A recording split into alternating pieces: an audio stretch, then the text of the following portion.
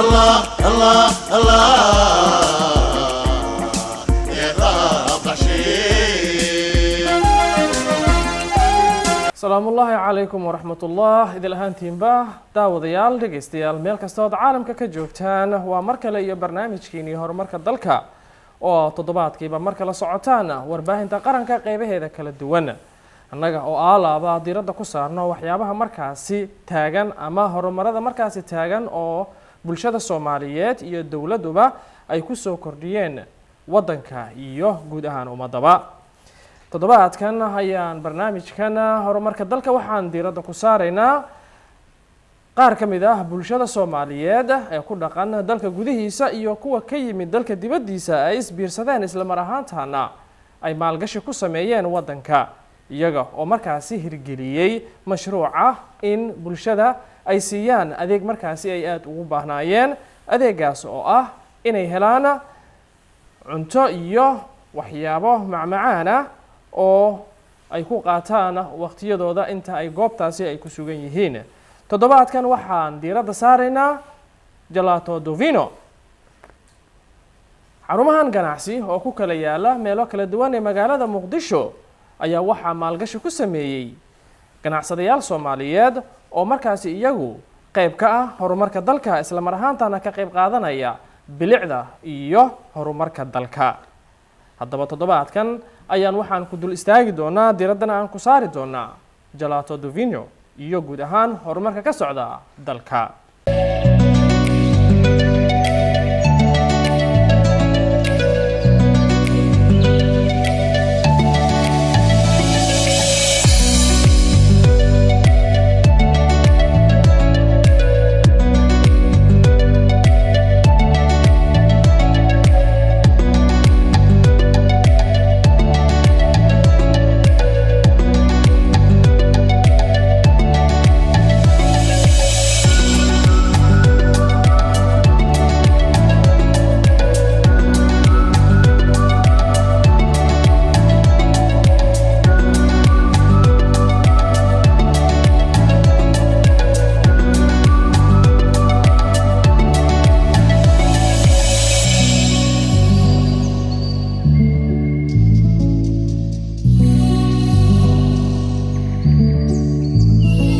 marka laga hadlayo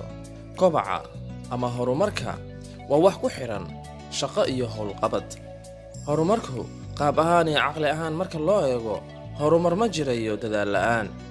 dadaalka micnihiisa waa shaqo. dalka Soomaaliya ayaa waxa uu ku tallaabsanayaa horumar dhan walba leh sida horumar dal iyo dad, horumar bulsho iyo dawlad, horumar siyaasadeed iyo amni, iyo horumar dhaqaale iyo ganacsi. horumar kasta oo lagu tallaabsanayaa waxa uu ka socdaa dhanka dawladda iyo shacabka. ha yeeshee dawladda waa shacabka, shacabkana waa dawladda. labaduba way iskaabaan waana isku mid. horumarada ganacsi ee lagu tallaabsanayo ayaa waxaa ka mid ah in wadanka Soomaaliya guud ahaan gaar ahaan magaalada tan Muqdisho ayaa waxay ku tallaabsanaysaa horumar iyo hanaqaad ganacsi oo ay sameynayaan bulshada Soomaaliyeed gaar ahaan kuwa dalka jooga iyo kuwa dibadda ka imaanaya. horumarka ganacsi ee ka hanaqaaday magaalada Muqdisho ayaa waxaa ka mid ah in shirkadda Gelato Dovino ay magaalada Muqdisho ka sameysay xarumo lagu nasto iyo nasasho iyo dalxiisba lagu qaato oo aad u qurux badan. Cali Dheere Yuusuf Siyaad waa agaasimaha maaliyadda ee Gelato Dovino waxa uuna noo faahfaahinayaa shirkaddan Gelato Dovino waxay tahay. mahadsantahay. haddii ay faahfaahinkaas iyo kambanigan dabcan si ay ogtihiin ama dhammaan bulshada inta badan ay ka warqabaan maadaama kambaniga oo kambani muddo soo shaqeynayahay. kambanigan waa kambani product cusub ama qaab cusub oo ka duwan qaabka hore kambaniga wadanka u shaqeeyeen u shaqeeyo productyaal cusub oo wadanka aalin soo kordhiyay. dabcan marka kaaga bilaabo kambanigan waxaa wadanka laga hirgeliyay ama wadanka la keenay bishii 8 sanadka 2019 soo dhaafnay. almost kambaniga hadda wuxuu shaqeynayaa muddo 6 bilood 7 bilood qiyaastii marka la isku daro 7 bilood ama la maraysa qiyaastii intuu shaqeynayo kambani. marka kambani waa kambani si ay u jeedo macnaha isheeg productyaal badan oo offer gargaar customers-ka like ice creamka oo kale taasoo ay macnaha oo ka duwan wixii ay ugu barteen dadka samarska caadiga ah ice creamka u barteen macnaha oo lagu sameyn jiro kale meelaha dukaamada kale waan naqaanaa wiino markaas dhahayno yani ma ham gareyna ma dhaaween baroti dadka la soo saaran laakiin waxa ku sheegaya jisi barotida ay company ama ice cream company soo saari baroti oo soo saaran inay yihiin kuwa ka duwan kuwii hore la soo saari jiray dhalinyaradu waa lafdhabarta waddan walba uu ku faano waddan walbana oo ku badan dhalinyaraduna waa waddan ku badan horumarka waddanka Soomaaliyana waa waddan ku badan dhalinyarada waana muhiim in dhalinyaradaasi loo sameeyo jihayn iyo shaqo abuur si ay u horumariyaan nafsadooda dhaqaalahooda iyo shakhsiyadooda waxaana jira shirkado badan oo ganacsi oo ka jira waddanka kana hana qaaday oo in badan oo kamid ahina shaqo abuur u sameeyay dhalinyarada Soomaaliyeed waxaana kamid ah shirkadan Gelato Divino oo shaqo abuur u sameysay dhalinyaro badan waxaana dhalinyaradaasi kamid ah Safa Abubakar Ismaan iyo Maxamed Sugaal Cabdi oo kamid ah shaqaalaha Gelato Divino labadubana dhalinyaro ganacsiga goobtan wallahi aad u fiican yahay ma sha Allah dadkana adeeg ka maqnaayo ahaa yani meel dheer u tagi jireen hadda Xamarweyna loogu soo dhaweeyay bulshada reer Xamarweyna ku dhaqanna way soo dhaweysay fikradan ma sha Allah aadeen ugu faraxsan yihiin wadooyinka umarna waxa kamid ah social media number 1 ka ahan mid kalena dadka way jecel yihiin yani meel qurxoon oo ay ku dalxiisaan ama ay waqti ay ku qaataan meeshan meel jawi fiican oo jawi degan waa oo buuq lahayn rabsho lahayn haddana waxay ka helaan adeeg walba ay u baahan yihiin macmacaankii keegii kafeygii iyo noocyada ilmaha oo macmacaanka kulli marka sidaas ay ku imaadaan runtii marka hore aniga waiter ahaan ama shaqo badan oo shaqo laakiin shaqo inta Gelato Divino anoo shaqalaana maaragtay yar saaxiibkay maaragtay soo ice cream ka soo gatay waxa weydii ice cream kan maaragtay ka soo gaday markaas wuxuu dhahay Gelato Divino way cusubtahay mar dhow la furay marka hal maalna imaaday inay maad shaqo ka banaanta ayaa weydiyay yarka maamulka u imaaday ayuu dhaw kugu sawir celinaa oo dhahay kadibna maalintii xigta waa soo laabtay codsigay sidaas oo ugu horgalay runtii aniga Gelato Divino haddaan ahay macaamiisheena boqolkiiba boqol aad ay soo dhaweynaa ayagoon qanacsan ayay baxaan wax walba adeeg walba u baahan yihiin diyaar ayaa macna ugu dhignaa wax walba dadka ama macaamiisha timaada goobaha ganacsi iyo dalxiiska ee ay sameysay shirkadda Gelato Divino ayaa waxay qireen in adeegyada kala duwan ay ka helaan goobahani ganacsi ee shirkadani ay yihiin horumar la taaban karo ee markaasi lagu soo kordhiyay waddanka isla markaana ay tahay in la bogaadiyo waxay noqotay goobo ay ku kulmaan dad badan oo in badan kala maqnaa iyagoona sheegay inay tahay meel ay ku furanto nafsadda ardadana ku akhristaan duruustooda kuna diyaariyaan imtixaanaadkooda madaxdana ay ku qaataan nasasho ajaanibta Soomaaliya imaanaysana ay ku hawagidistaan macaamiisha goobahan ganacsi ayaa waxaa kamid ah Umar Shariif iyo Ugaaso Abubakar كل وحوي جوي عادي أنا مادام أن كلمة لندن وحن أركي يعني وميل عادي رنتي أولونا ستو جوي في عن أتموسفير في عن واي ورنتي وحن أركي دد أن أصحاب تيجي هراء مشان أيام إسلام كلنا هو كي مادام محل إسكندنافيا أما يوروبيان كلها أما أمريكا هل كان أيام إسلام كلنا كل وجوي في عن وحن أركي دد بدن oo markay yimaadaan dhalinyarada halkaan ma aragtay oo yani waxyaalahooda ama waxbarashadooda qaarkooda ama yani kulamo oo yani VIP isku yimaadaan meesha runtii waa meel aan joogo fiican oo air condition ku jiro waad u jeedaa yani design kala sameeyay meesha waa design aad iyo aad u fiican oo dadka jiidi karo aniga meesha customer aan ka ahay maalin walba waa joogaa dukaankayga Ugaasada ayaa agtooda ka furan wallahi waa fikrad fiican waaye aniga waxaan ka imid Canada ka imid marka Gelato iguma cusbo laakiin ma arkaysid Soomaali ma ku arkaysid Gelato quality leh oo maxaan dhihi jiray ingredients fiican tayo leh quality leh ma ku arkaysid oonan ahayn Gelato Divino marka fikrad fiican waa ma sha Allah wallahi jawi fiican lagu qaataa waa dhalinyaro soo gasho dad oo business leh baa soo galaan dad uun yacni hore u socdo mar walba horumarka dalka ka fikiro baa soo galaan jalaatay dalbadaan caruur baa timaado dumar baa yimaado bala waayo wallaahi aniga Soomaaliya 6 sano ka horaan imid hadda ma igu cusbo 6 sano ilaa iyo hadda mar walba sanad walba wax lagu soo kordhinayo dalka horumar fiican ay sameynaysaa marka waan soo dhaweynaynaa dhalinyarta xaggaas joogna waxaan leeyahay insha Allah dalkeena imaado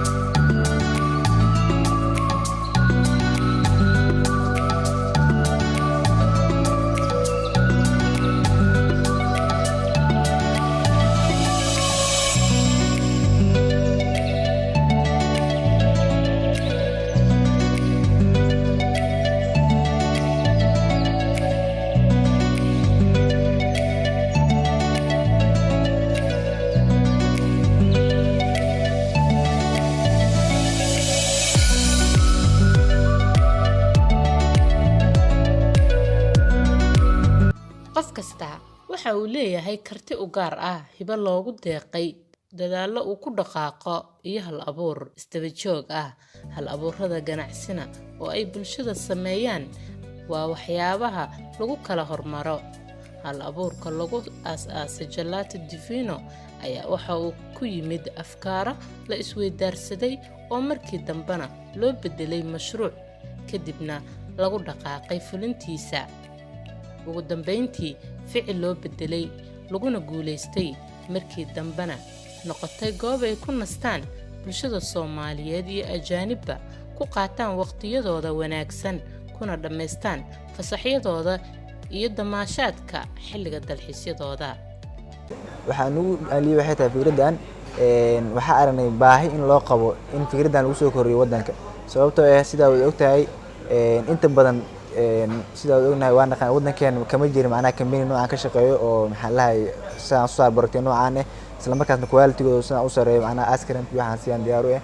sidoo kale company waxyaabo ugu dhaliyo waxa kamid ah si macnaha u dhiirigelino isla markaa qayb uga qaadano dhaqaalaha wadanka inuu horumar sameeyo isla markaasna u dhiirigelino dadka Soomaaliyeed ee wadanka ka baxay inay ku soo laabtaan wadankooda ku noolaa karaan wadankooda ka heli karaan boroktida ee adduunka heli jireen inta laga heli karo ku inta joogan laftikooda inta ka heli karaan isla markaasna ay dhiirigelin say ugu noqoto waxaan ka mid ah quraacdo kale Spanish omelette English breakfast iyo malwax qadadoo kale waxa waaye shawarma oo kale rice fish sandwich spaghetti oo maartay chicken oo soo mix ah kubashiin express single shaah cabitaano oo kala duwan tropical mojito classical tropical spermoto mango watermelon iyo noocyo badan oo kala duwan runtii haddaan ahnay Gelato Divino boqolkiiba boqol waxaa bulshada ogeysiinaynaa in maaragtay xaruntaani waxyaalo badan laga helayo oo maaragtay ka mid tahay ice cream ice creamka waddanka ayada maaragtay ugu sareyso meel walbaa lagu imaadaa intaan ogeen bulshada waxaan maaragtay fariin u dirla inay yimaadaan oo arkaan maaragtay meesha ay tijaabiyaan waa meel aad iyo aad u qurux badan oo maaragtay lagu caweysto lagu nasto oo maaragtay keeg badan ice cream noocyo kala duwan ee leedahay qof kasta oo dhalinyaro ah ahmiyadiisa koowaad waxa uu siiyaa sidii uu shaqo ku heli lahaa midaana waxaa ka horreysay in marka hore uu qofka go'aansado waxa uu rabo go'aansadaa waxa uu rajaynayo inuu helo dabadeedna uu xadidaa waxyaabaha hortibinta u leh markaasina uu ku dhaqaaqo shaqadii uu qabsan lahaa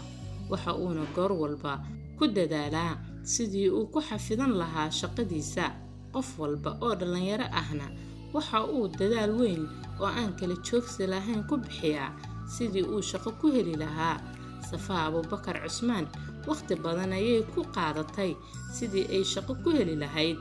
dhalinyarada shaqo la'aanta ahina ay ku boorisay in ay shaqo raadiyaan oo aysan marnaba isdhiibin ilaa ay ka helaan shaqada ay doonayaan wallahi bulshada oo dhalinyarada shaqo la'aanta ay fikrada yani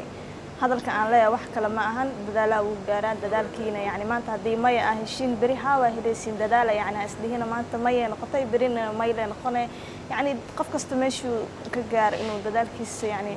qof kasta heer uu soo maraa ma ahano yani waxaan rajaynayaa insha Allah dhamaan gobolada iyo wadanka dhan Jalaad Daviino laga furo dhalinyarada dhan inay shaqo wada hesho mid kalena waxa xaqiiq yani Jalaad Daviino company-gan ma ka shaqeeyaan dad oo da' badankooda 90% ka shaqeeyaan oo dhalinyaro wada ama 90 waa la dhihi karaa qofku ugu weyn waxa aaminsanahay in aniga ahay okay ugu dambeyn fariinta aan u diraayo bulshada Soomaaliyeed waxa waa inaan dhaho Jalaad Daviino idinka iskale idinka idin shaqeynaa waqti walba way furantahay waa imaan kartiin yani meel aad ku qaadanaysiin jawi fiican iyo waqtiyada xasuusta leh yani qof kasta lamaaniis uu soo wadan karaa saa u jeedin ma sha Allah family way imaan karaan marka waxaan leeyahay soo dhawaada idinka idin shaqeynaa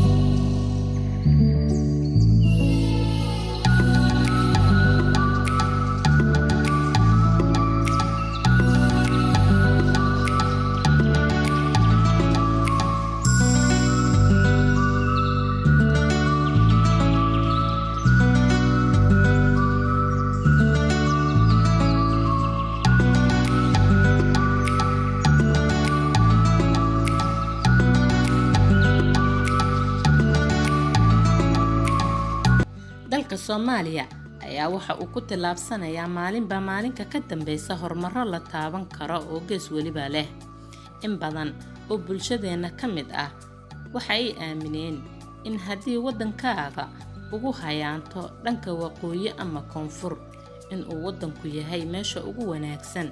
laguna soo hirto lagana dugaashado wax waliba qof walibana waxa waajib ku ah inuu aamino wadankiisa ku faano horumariyo maal gashto una horseeda hanaqaad iyo horumar qof waliba isaga ayaa dhisa wadankiisa bulshadiisa iyo dhaqaalihiisa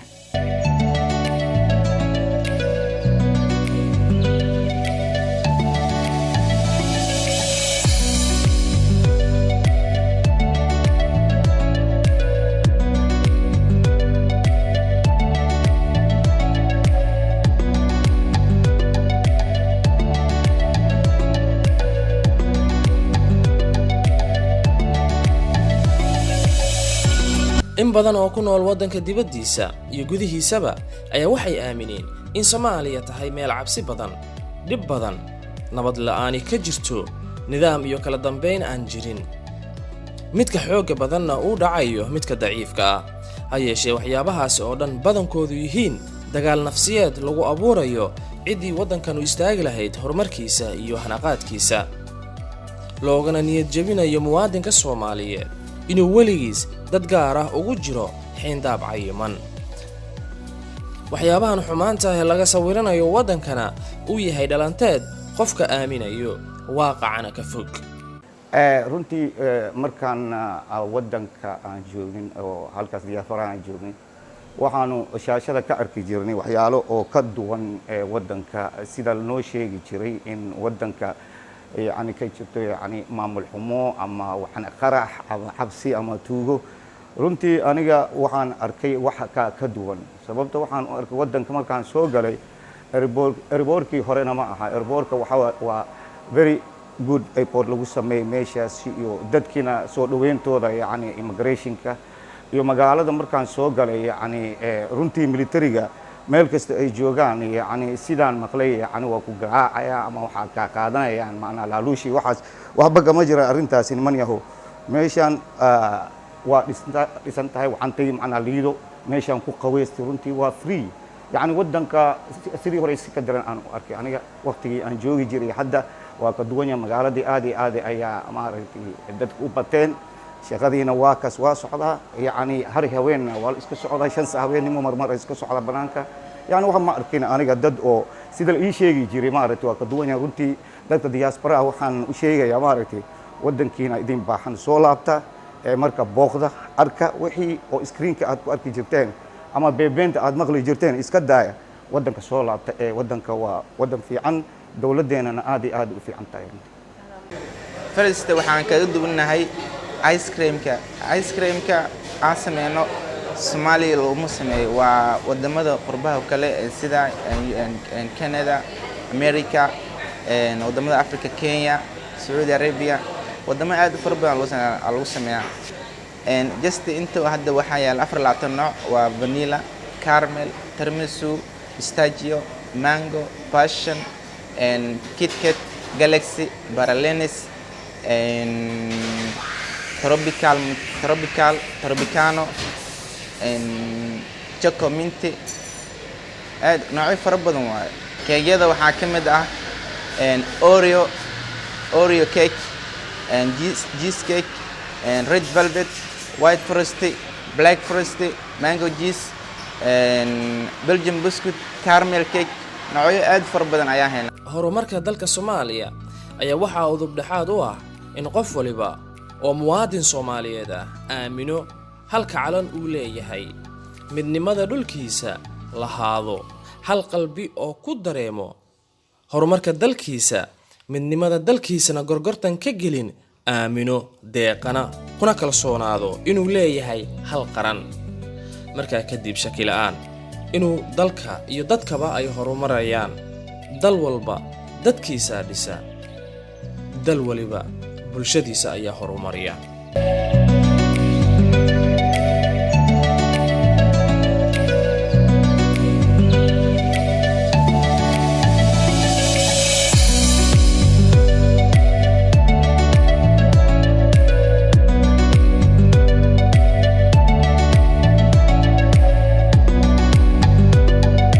intaasi ayaynu toddobaadkan kusoo gabagabeynaynaa barnaamijka horumarka dalka oo aan kusoo qaadanay horumarada kala duwan ee ka socda caasimadda dalka iyo guud ahaan dalkaba, annagoo diiradda ku saarnay Gelato Divino oo laga hirgeliyey caasimadda dalka. waa maxamed cali juxa idinku dhaafaya, nabadda ha waarto, noloshana ha wacnaato. wassalaamu calaykum. الله الله الله لقاء بشير دلكينو مركوب البوري انتوريو اسمه قرحلي محل دولاني ما يكتبي محل دولاني ما يكتبي محل دولاني ما يكتبي